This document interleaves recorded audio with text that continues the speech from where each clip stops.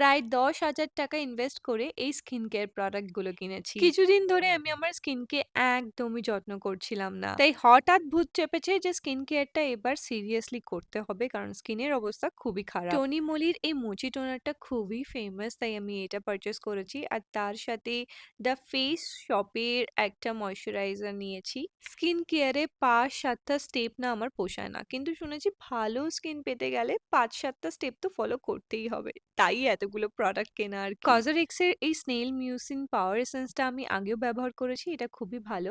Beauty of জসন I guess এই সানস্ক্রিনটা মানে এত দামি সানস্ক্রিন আমি এই ১ম বার কিনলাম। স্কিন এক্সফোলিয়েশন এর জন্য দ্য অর্ডিনারির এই AHA BHA সলিউশনটা নিয়েছি। তার সাথে আরো একটা নিউট্রিজেনার সানস্ক্রিন, একটা ডট অ্যান্ড কির ময়েশ্চারাইজার, এই ময়েশ্চারাইজারটা খুবই ভালো। চলো এবার এই ছোট্ট প্যাকেজিংটা খুলি। এই ছোট্ট প্যাকেজিংটার মধ্যে সবথেকে দামি প্রোডাক্টটা রয়েছে। না, আমি এই সিম্পল এর ফেস ওয়াশটার কথা বলছি না। আমি বলছি এই এস্টে লডারের নাইট রিপেয়ার সিরামটা। আমি ছোট প্যাকেজিংটা অর্ডার করেছি। যদি আমার স্কিনে স্যুট হয় তাহলে আমি বড়টা কিনবো। সবকিছু কিছুদিন ইউজ করার পরে তোমাদের সঙ্গে রিভিউ শেয়ার করব।